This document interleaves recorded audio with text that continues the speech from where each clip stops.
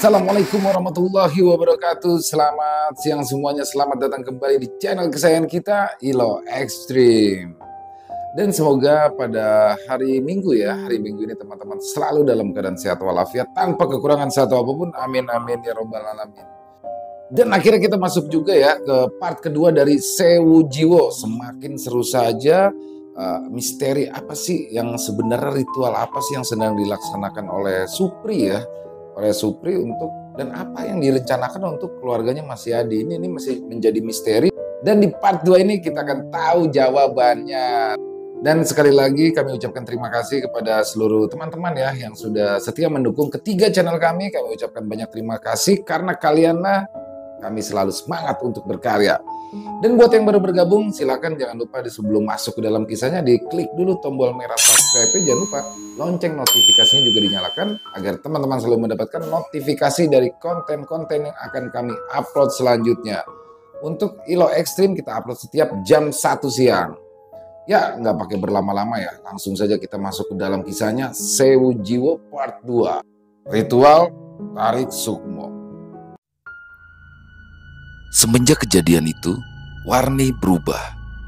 Seolah-olah ia tak mempunyai lagi semangat seperti hari-hari sebelumnya. Rasa penyesalan dan juga rasa ketakutan menggelayuti jiwanya. Ingin rasanya, ia berkata jujur, namun ia takut kalau suaminya nanti justru murka. Lagi-lagi, semua itu hanya mampu ia pendam. Meskipun satu alasan telah ia ungkap, namun Yadi seolah seperti tidak mempercayai. "Ya sudah, Mas tak keluar dulu, beli makan," sambung Yadi sebelum pergi meninggalkan Warni. "Iya Mas," jawab Warni lirih. Sambil menghela nafas, Yadi pun menyadari ada sesuatu yang disembunyikan oleh istrinya. Yadi mengerti betul watak Warni kalau dia tidak bisa dipaksa. Hingga sore, tak ada kegiatan apapun yang dilakukan oleh mereka berdua. Mereka hanya bersantai-santai saja di dalam rumah sampai waktu menjelang malam. Barulah setelah azan Isya terdengar, ya di kala itu kedatangan tamu yang tak lain adalah Slamet. Keduanya lalu berbincang sebentar di ruang tamu sebelum memutuskan untuk keluar. Begitupun dengan Warni yang sudah terbiasa dengan semua yang dilakukan suaminya. Bahkan Yadi pulang dalam keadaan mabuk, telah menjadi hari-hari untuknya. Tapi untuk malam ini, berat rasanya bagi Warni untuk mengizinkan Yadi keluar bersama Slamet. Ada ketakutan menyelip dalam hatinya kala teringat kejadian kemarin. Namun akhirnya, ia pun tak mampu lagi menahan kepergian suaminya walaupun ia sudah mengutarakan berbagai macam alasan. Rasa takut Warni semakin menyeruak memenuhi jiwanya setelah suara kendaraan Yadi menghilang, menandakan jika kini dirinya sendirian di dalam rumah. Warni pun lalu kemudian beranjak masuk ke dalam kamar setelah ia menutup dan mengunci pintu rumahnya. Tapi baru saja Warni terpejam, dari arah pintu depan suara ketukan pintu mengagetkannya. Tok tok tok, tok tok tok. Beberapa kali suara ketukan itu sempat ia abaikan, tapi semakin lama suara ketukan itu semakin cepat dan keras, hingga memaksa Warni untuk bangkit, memastikan siapa yang telah berani menggedor-gedor pintu rumahnya di kala malam seperti ini. Sejenak terdiam, manakala ia tak mendapati siapapun di luar setelah dirinya membuka pintu. Hanya hembusan angin malam yang menyapu wajah serta tubuhnya ketika ia keluar untuk memastikan. Sejenak ia mengamati suasana yang sepi dengan perasaan heran. Ia pun bingung dan mengingat-ingat kembali, yakin jika telinganya benar-benar mendengar suara gedoran pintu. Akan tetapi, sampai beberapa saat dirinya mencari, ia pun tak menemukan seorang pun di luar rumah. Perasaan seketika berubah tegang dan takut ketika ia memutuskan untuk masuk dan hendak menutup pintu. Saat belum sempat tangannya merapatkan seluruh daun pintu, dari celah dan bantuan cahaya lampu jalan, matanya melihat sesosok pria tiba-tiba saja sudah berdiri di pinggir jalan ujung halaman rumahnya. Sosok itu menghadap serta memandangi Warni. Dari bantuan cahaya lampu jalan sedikit jelas Warni dapat melihat raut wajah sosok berbaju hitam itu. Bagi Warni, tak ada yang aneh dari tampilan dan wajah sosok itu, tapi melihat gelagat serta kemunculannya yang secara tiba-tiba membuat dirinya tersusupi rasa takut. Buru-buru Warni untuk segera menutup pintu lalu menguncinya, kemudian segera melangkah ke dalam kamar. Jantungnya masih terus berdegup kencang, membayangkan tatapan sosok lelaki itu yang seolah seperti mengintimidasinya. Untuk beberapa saat lamanya, Warni menikmati suasana hening, dan sebelum keheningan itu pun terpecah oleh satu suara dari arah depan. Di tempat Yadi dan Slamet. "Ganti dong musiknya, dangdutan loh, sudah mabuk juga," teriak Yadi kepada Slamet. Berkumpul nongkrong di sebuah warung, itulah yang dilakukan Yadi dan juga beberapa temannya termasuk Slamet. Seperti malam itu, tepatnya setelah Yadi memutuskan untuk keluar sejenak bersama Slamet. Yadi terlihat riang dengan permainan kartu yang sesekali ia meneguk air beralkohol itu. Tubuh dan kepalanya bergoyang, mengikuti hentakan musik yang tak begitu keras diputar oleh Slamet.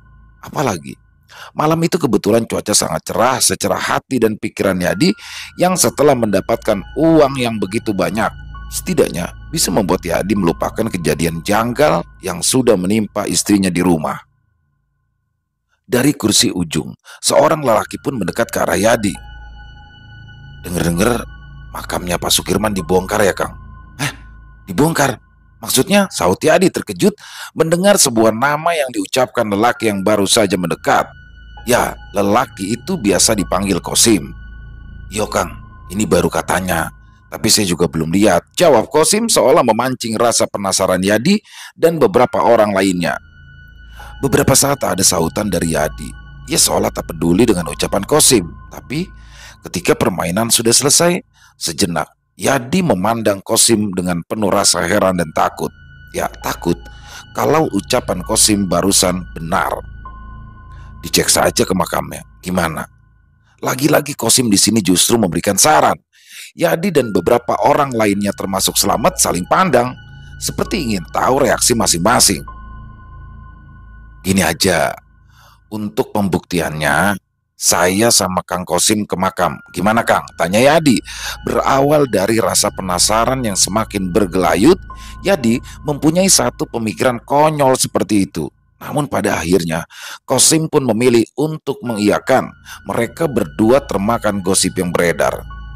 Meskipun tergolong pemberani, namun Yadi pun saat itu juga merasakan merinding ketika mulai memasuki area makam yang sedikit terang karena cahaya rembulan. Pasalnya, mereka kala itu harus memastikan kondisi kuburan Sukirman yang katanya dibongkar. Sedangkan jarak makam dengan tempat Yadi dan beberapa temannya sedang nongkrong itu tidak terlalu jauh. Itulah yang menjadi satu alasan.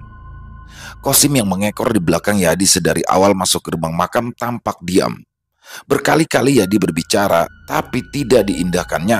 Ia seolah menyesali perbuatannya karena membuat Yadi penasaran.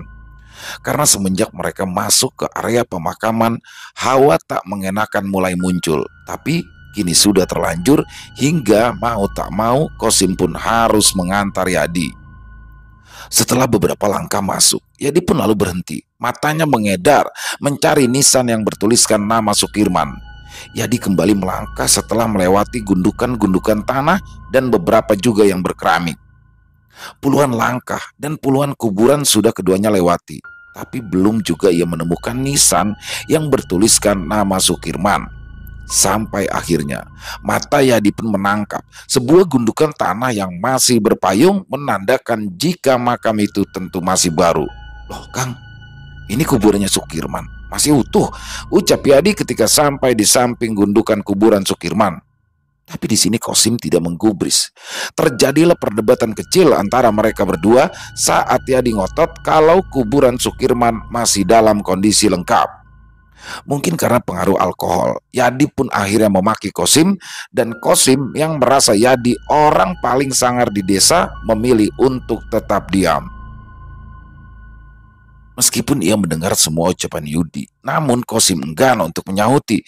Ia sendiri dari mulai masuk area makam merasakan ada keganjilan. Ya, Kosim merasa jika ada mata yang terus mengawasi mereka. Bahkan Kosim yang berjalan di belakang Yadi berkali-kali harus menoleh memastikan tak ada apapun di belakangnya. Sebab ia merasakan betul jika langkah di belakangnya itu seolah-olah ada satu langkah lain yang mengikuti. Yadi yang baru saja sampai di tempat biasanya menggebrak meja membuat mereka yang sedang asik menikmati musik seketika terkejut. Hening suasana saat itu. Bahkan setelah mendengar gebrakan Yadi, tapi ketika semua mata tertuju pada wajah Yadi yang sudah memerah, seketika wajah-wajah mereka memucat. "Sampean itu kenapa sih, Kang? Datang-datang kok marah-marah?" Selamat yang terkejut bangkit dari kursinya, berusaha menenangkan Yadi yang sudah kacau akibat pengaruh alkohol. Sudah, ayo kita pulang saja, Kang," sambung Selamat sambil merengkuh tubuh Yadi, mencoba menahan agar Yadi tidak kelepasan emosi karena bisa dipastikan kalau saja Yadi emosi, bangku dan meja yang ada di situ akan terbalik semua. "Ayo, Kang, kita balik. Istrimu kasihan sendirian di rumah," ucap Selamat sekali lagi, masih berharap dengan mengucapkan kata-kata itu setidaknya Yadi bisa menyurutkan emosinya. Yadi terdiam. Ia berpikir, menimbang ucapan Selamat tentang istrinya karena walau bagaimanapun Yadi sudah mendengar cerita dari Warni yang merasakan ada hal-hal aneh akhir-akhir ini. Supri dan Bakardi sudah merencanakan sesuatu. Malam itu, setelah melakukan ritual seperti biasanya, Supri pun kembali menyusuri jalanan gelap dan sepi untuk menuju ke sebuah rumah yang tidak begitu besar. Bakardi kala itu memerintahkan Supri untuk sekali lagi menanamkan Sewu Jiwo dan juga tarik sukmo kepada istri Yadi. Sesampainya Supri di depan rumah Yadi, tepatnya di seberang jalan, ia sedari tadi mengamati rumah Yadi. Tak lama, Yadi dan satu orang lelaki keluar sebelum Warni menutup pintu rapat-rapat. Namun sebelum Warni sepenuhnya menutup pintu, mata Supri memandang ke arah Warni yang kala itu juga sedang melihatnya. Terjadi jeda beberapa detik sampai Supri pun bisa membayangkan bagaimana bentukan tubuh Warni yang begitu menggoda dilihatnya. Bagaimana tidak, Supri membayangkan jika sosok wanita yang ada di balik pintu itu bagaikan aura kasih. Supri masih berdiri di depan pintu dengan menggunakan jubah hitam milik bapaknya. Dan dari jubah itu, siapapun tak mampu melihatnya sampai Supri membuka pintu rumah dengan sangat mudah. Ceklek. "Mas," panggil Warni saat telinganya mendengar suara pintu dibuka. Namun beberapa kali Warni mengulangi panggilannya tetap tak ada sautan. Sebentar Warni terdiam, mengamati serta menajamkan indranya dengan perasaan was-was.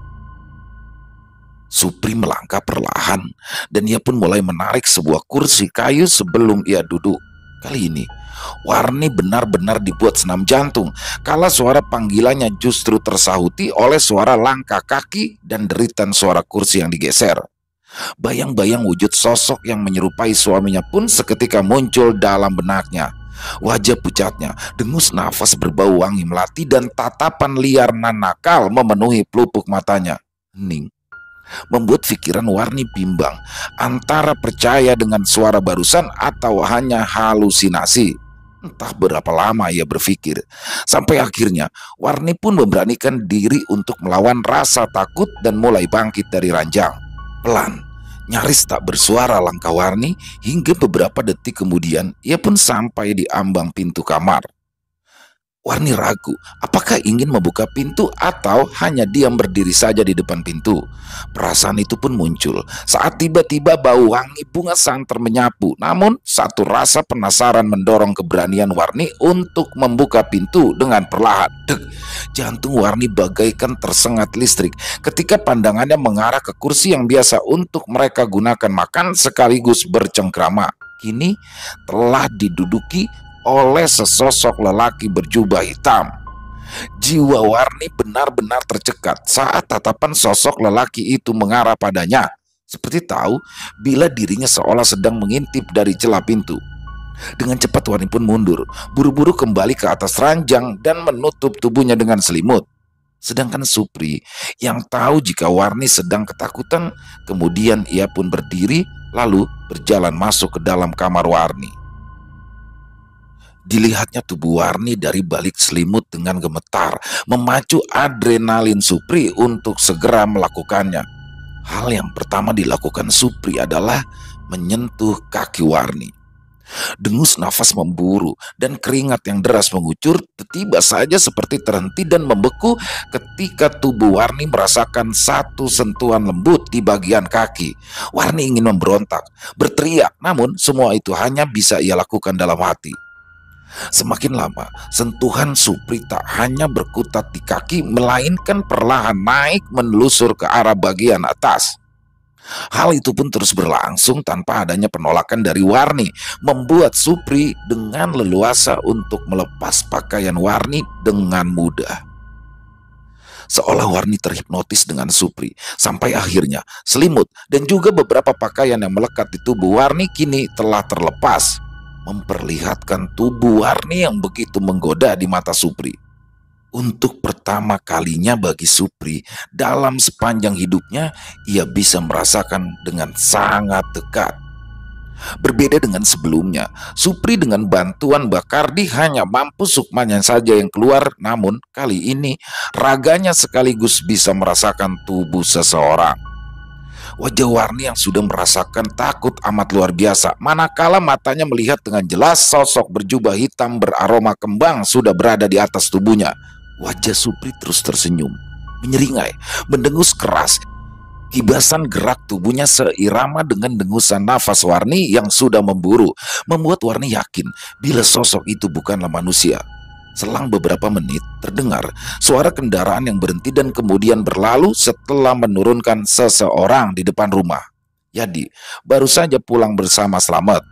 Yadi pun kemudian melangkahkan kakinya mendekat ke arah pintu rumah sebelum ia memanggil-manggil nama istrinya. Tok tok tok, Dek, Dek, buka pintunya Dek. Untuk kesekian kalinya Yadi mengetuk dan memanggil nama istrinya. Di samping Yadi yang masih mabuk, tapi Yadi masih bisa merasakan jika ada hal aneh yang sedang terjadi. Tak seperti biasanya, ketukan dan panggilan sampai berulang-ulang dan Warni tak juga menyahut. Sampai puluhan menit Yadi harus menunggu dan mulai tak sabar, Yadi memutuskan untuk mendobrak pintu. Akan tetapi kembali ia merasakan hal aneh. Manakala awalnya pintu itu terkunci, kini mendadak terbuka sendiri. Yadi sempat terdiam, bingung, berpikir mungkin karena efek mabuknya yang membuat kepalanya pening. Ia pun lalu mengabaikan kejanggalan itu. Akan tetapi sesampainya ia di dalam rumah, tepatnya di depan ruang keluarga yang terhubung dengan kamarnya, mata Yadi membelalak dan memerah. Yadi melihat ada sosok yang baru saja keluar dari dalam kamarnya, membuat spontan Yadi pun tersulut emosi. "Hei, siapa kamu?" teriak Yadi dengan keras. Bahkan sekarang dengusan nafas Yadi yang memburu jelas terdengar ketika sosok itu bukannya menjauh, melainkan justru mendekat ke arah Yadi yang sedang berdiri. Sejenak suasana hening. Yadi yang awalnya tersulut emosi penuh amarah kini sedikit mengendur ketika sosok itu mulai menampakkan wajahnya. Mata Yadi lekat menatap sosok yang berdiri berjarak 3 meter darinya. Sekilas dia mengenali perawakan dari sosok tersebut, namun kala dirinya ingin mendekat untuk memastikan, Yadi tiba-tiba saja malah beringsut mundur. Sedangkan Supri yang melihat kalau Yadi justru mundur, ia pun kemudian semakin mendekat ke arah Yadi. Pelan namun pasti kini terlihatlah jelas amarah dan keberanian Yadi seolah terkebiri ketika Supri mulai mendekat. Apalagi ketika Yadi mulai mengucap sebuah nama. Ingin rasanya Supri tertawa kala melihat wajah Yadi yang tampak ketakutan setengah mati. Pak Sukirman, pelan, penuh ketakutan suara yang keluar dari bibir Yadi. Supri yang melihat tubuh Yadi semakin bergetar dan mulai berkeringat akibat ketakutannya pun mulai mendekat. Sembari menyeringai, Supri mendekatkan wajahnya ke arah telinga Yadi. "Terima kasih Kang Yat, terima kasih," ucap Supri lirih. Tubuh Yadi goyah, kakinya terasa kaku tak mampu digerakkan. Tubuhnya hanya mampu menyandar di dinding, membiarkan sosok Supri yang menjelma menjadi sosok Sukirman mendekat hingga tepat berada di hadapannya. Bahkan Yadi pun tak mampu menjawab. Ia justru semakin ketakutan dengan nafas tersengal. Setelah mengucapkan beberapa kalimat, Supri pun lalu beranjak meninggalkan Yadi. Sedikit demi sedikit, Yadi pun mulai bernafas lega. Walau itu tak berlangsung lama, namun kejadian itu membuat mental dan kesangarannya runtuh. Ia benar-benar dibuat shock. Sesaat lamanya hanya mampu tertunduk menyandar di tembok, mencoba menguasai diri dan mengumpulkan tenaga. Setelah dirasa mampu berdiri lagi dan bisa menguasai pikiran, Yadi pun lalu bangkit dan melangkah perlahan menuju ke dalam kamar. Ia ingin segera melihat istrinya. Sampai tak lama ketika Yadi sudah berada di dalam kamar, hal mengejutkan kembali menghiasi pandangannya. Yadi masih terdiam sambil menatapi beberapa pakaian warni yang berserakan di bawah lantai. Yadi masih mencoba mencerna. Tapi beberapa detik kemudian, ketika otaknya mulai mampu membaca situasi tentang apa yang sudah terjadi, matanya tak mampu lagi menahan air matanya. Perlahan, Yadi bersujud, bersimpu di sela isak tangis sembari memunguti satu persatu pakaian istrinya. Hatinya benar-benar hancur dan perih. Tak terukis dalam benaknya, apalagi ketika ia sampai pada tepian ranjang, ia melihat istrinya terpejam dengan posisi terlentang tanpa tertutup selai benang pun. Membuat hati Yadi semakin tersayat. Hanya isakanlah yang menghiasi ketika Yadi perlahan menutupi tubuh telanjang istrinya dengan selimut. Yadi duduk di samping Warni, meratapi kehancuran jiwanya, menangis terseduh hingga nafasnya tersengal. Namun di saat itu, satu pikiran berkelebat perihal asbab musabab malapetaka yang sudah menghancurkan hidupnya. Dengan tertatih, Yadi pun bangkit, berjalan pelan mendekati lemari kayu yang ada di sudut kiri kamar. Perlahan ia pun membuka salah satu pintu lemari. Sebentar ia menatap tumpukan kain lama. Sebelum mengalihkan pandangannya ke bagian tengah, ia sempat terperangah. Sepertinya ia tak percaya kalau ia melihat isi di dalamnya, di mana awal dirinya menyimpan sisa uang yang telah terpakai sebagian hasil dari mengambil uang milik Sukirman. Tapi kini bukan hanya sisa atau beberapa tumpuk saja, melainkan bagian tengah lemari itu kini telah penuh oleh tumpukan uang. Tidak mungkin. Ini tidak mungkin. Gumam Yadi seolah tak percaya. Akan tetapi saat tangannya menyentuh, mengambil beberapa tumpuk uang itu sangat nyata baginya. Membuat ia yakin bila semua yang ada di depan matanya ini bukanlah mimpi. Yadi pun akhirnya menutup kembali pintu lemari dan menguncinya. Setelah memastikan, ia pun beranjak balik mendekat keranjang dan berbaring di sisi Warni yang masih terpejam dengan nafas pelan teratur. Sesekali Yadi menatap wajah kelelahan istrinya. Dalam pikirannya terbayang bagaimana nasib sang istri saat dirinya pergi, membuat hatinya menjerit pilu. Namun di sisi lain, melihat tumpukan uang yang begitu banyak dalam lemari membuat hatinya sedikit terobati. Entah pikiran dari mana, Yadi pun langsung mengaitkan kejadian yang dialami istrinya dengan kemunculan uang itu. Ia pun kembali mengingat-ingat sebuah kalimat terima kasih yang diucapkan oleh sosok Sukirman.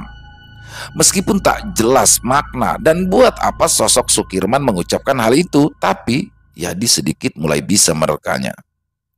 Binar kebahagiaan pun terpancar dari wajah Supri yang baru saja merebahkan tubuhnya di kursi kayu. Matanya terpejam sembari menyunggingkan bibirnya. Di samping itu, Bakardi yang sedang berdiri sambil memperhatikan dari ambang pintu, kepalanya pun sebentar manggut-manggut dan sesekali mengelus jenggotnya sebelum menutup perlahan daun pintu kamar Supri. Namun malam itu, Supri yang baru saja memejamkan mata untuk sekian lamanya tiba-tiba saja terganggu oleh sebuah suara panggilan yang sering ia dengar terlafal dari bibir bapaknya. Memaksa Supri untuk bangun, menuntun kedua kakinya untuk menapaki lantai. Kini Supri sudah sepenuhnya sadar dalam posisi berdiri. Sekali lagi ia menajamkan pendengarannya, mencoba mencari asal suara panggilan tersebut. Tapi setelah dicari, Supri tak mendapati ada siapapun di dalam kamar. Hingga pandangannya pun tertuju pada sebuah lemari tua. Seakan ada hawa lain yang membuat rasa penasaran Supri membuncah. Supri kemudian melangkah pelan, tergerak untuk mendekati lemari kayu berukir yang terletak di sudut kamar. Perlahan-lahan, tangannya menarik pegangan pintu, menatap nanar isi dalam lemari yang hanya terpampang tumpukan kain. Puas mengedarkan mata ke seluruh sudut dalam lemari, tangan Supri pun kini kemudian meraih sebuah kotak kayu yang terselip di tengah-tengah antara tumpukan pakaian. Sebentar tangannya membuka bagian atas kotak, lalu meraih sebuah belangkon berwarna hitam dengan ukiran batik. Harum terhembus dari belangkon yang biasanya almarhum bapaknya gunakan untuk menghadiri sebuah acara wayangan.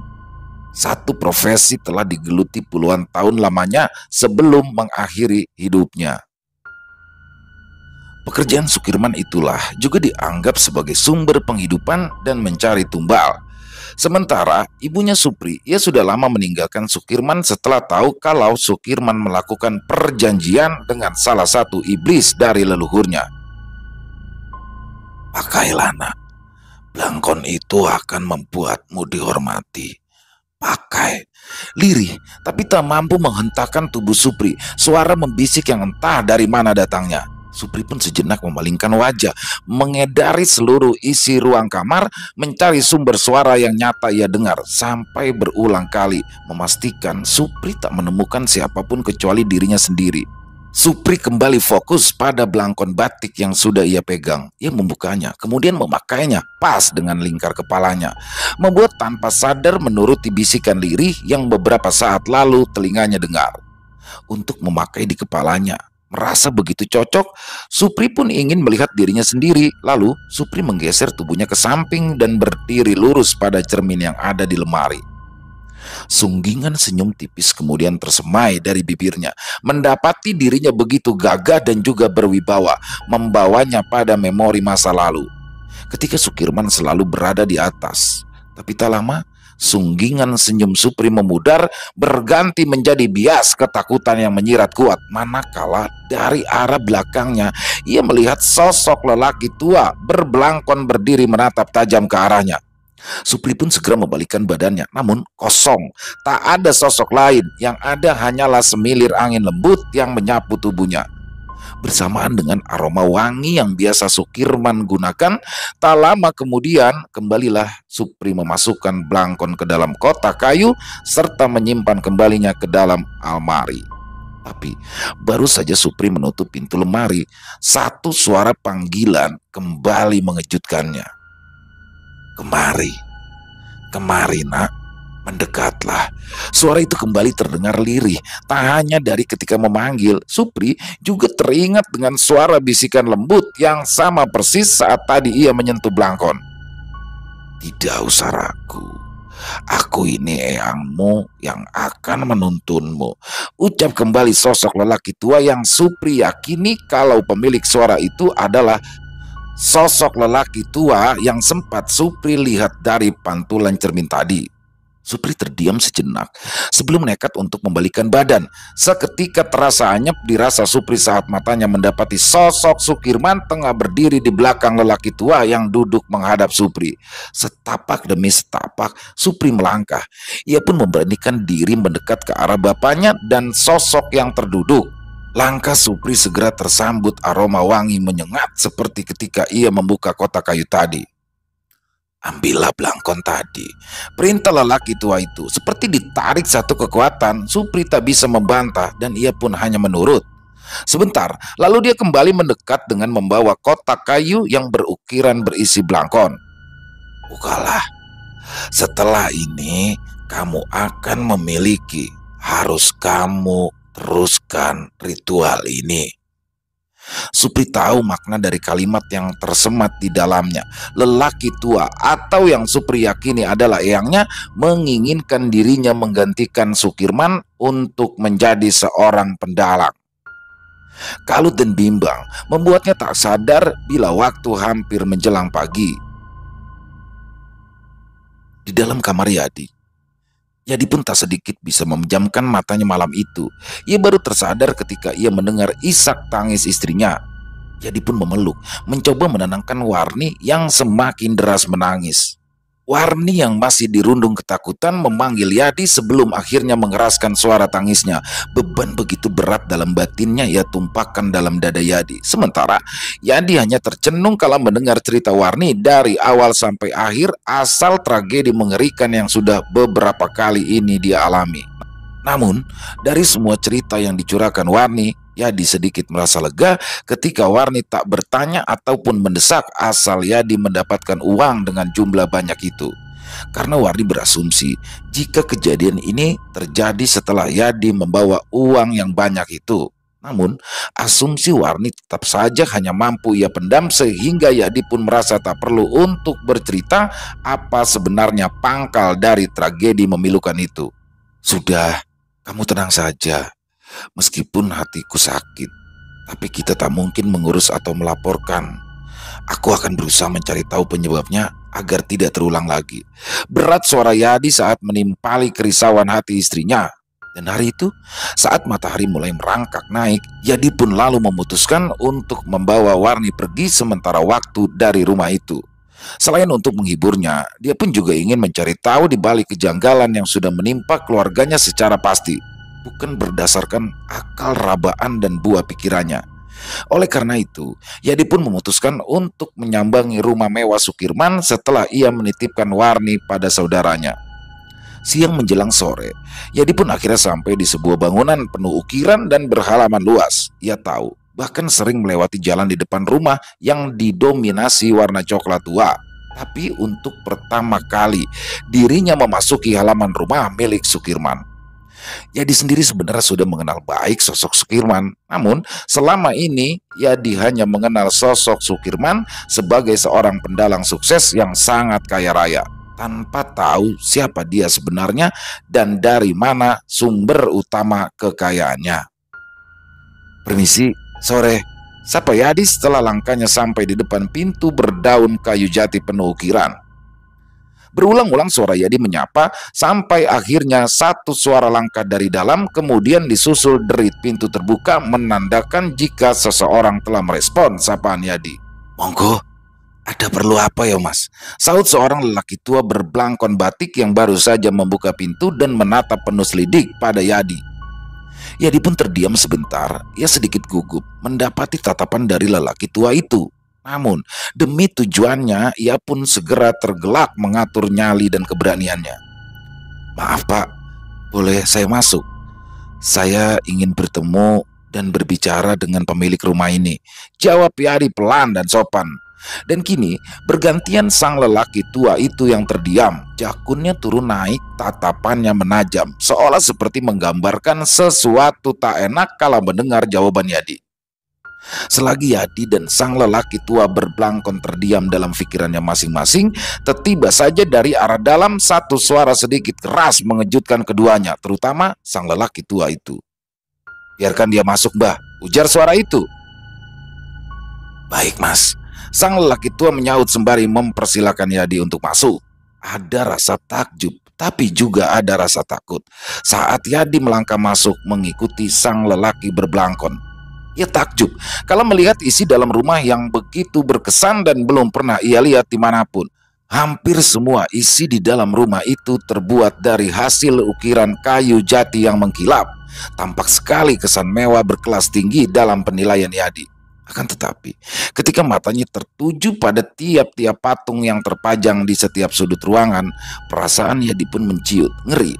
Ia melihat jika patung-patung itu seolah seperti hidup, mengawasi setiap langkahnya sedari awal tadi masuk hingga ia sampai pada sebuah ruangan besar seukuran rumahnya. Di situ, di ruangan itu tak kalah mewahnya. Yadi pun lalu dipersilakan duduk oleh sang lelaki tua. Saat itu juga Yadi pun tersadar bila tadi sewaktu di luar ia mendengar suara jelas seorang lelaki yang sudah mengizinkannya masuk. Tapi sampai pada detik ini dirinya belum melihat sang pemilik suara.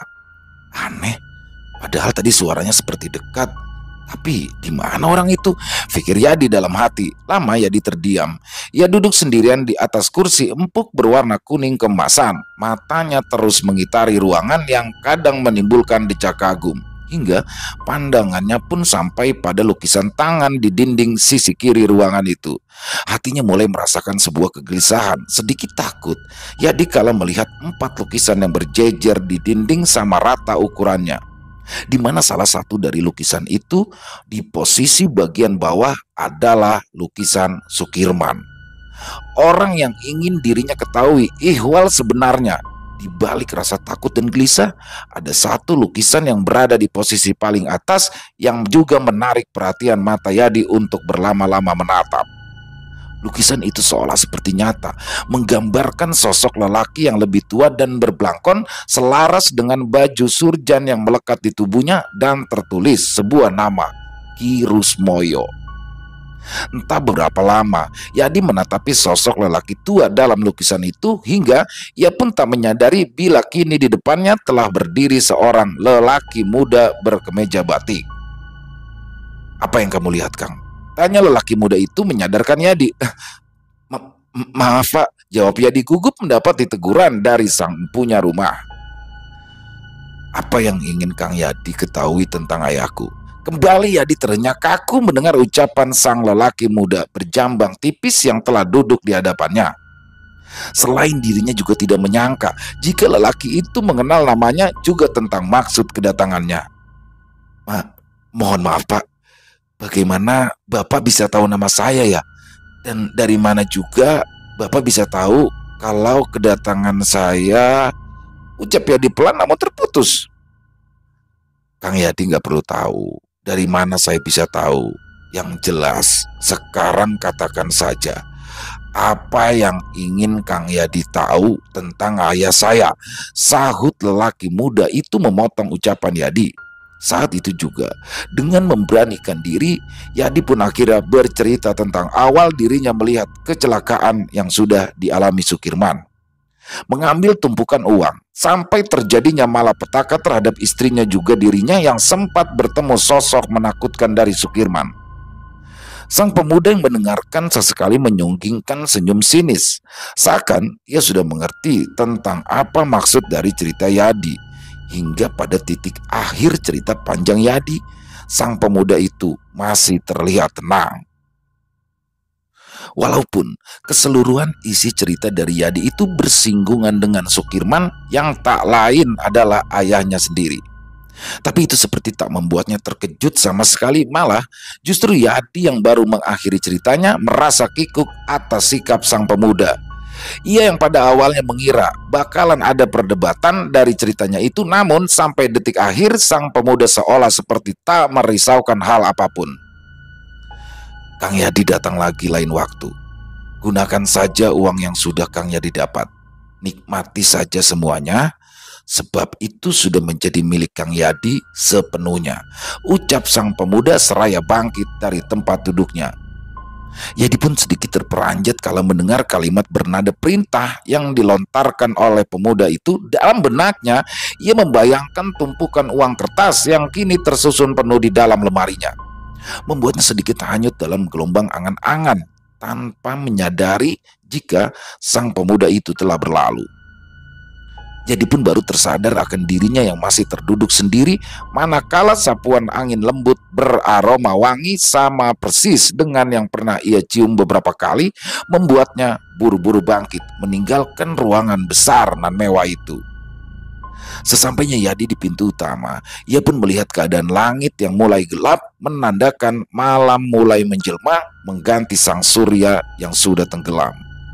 Yadi pun segera berlalu dengan cepat menuju ke arah kuda besinya yang bersuara keras itu, bersiap untuk menemui Warni istrinya yang berada di rumah saudaranya. Akan tetapi baru saja ia keluar dari halaman rumah Sukirman, tepat di persimpangan sudut batas antara jalan dan pagar rumah, Yadi dikejutkan oleh seseorang yang tiba-tiba menghentikan laju motornya. Selesai. Wah, luar biasa. Kisah yang makin keren dan makin bikin penasaran ya.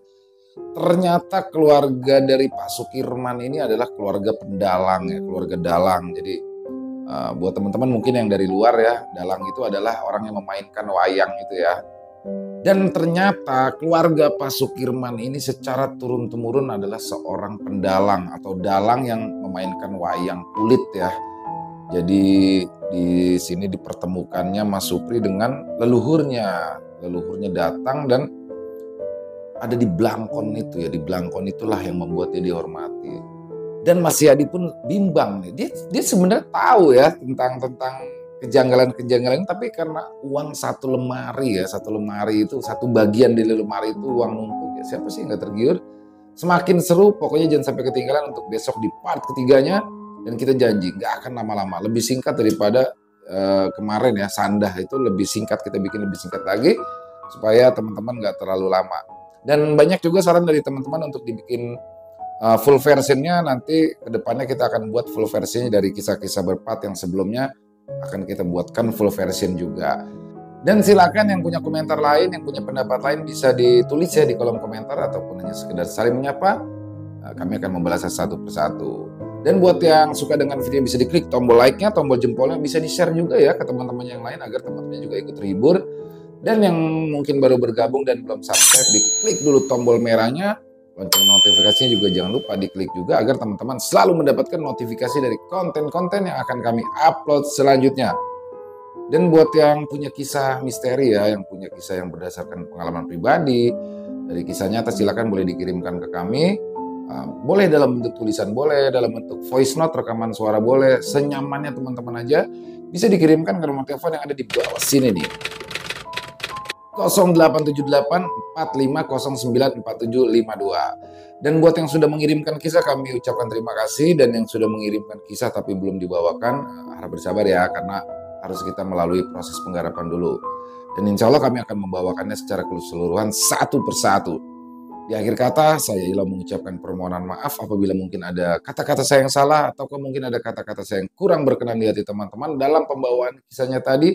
Saya mohon dibukakan pintu maaf yang seluas-luasnya, karena saya hanyalah manusia biasa, tempatnya salah dan dosa.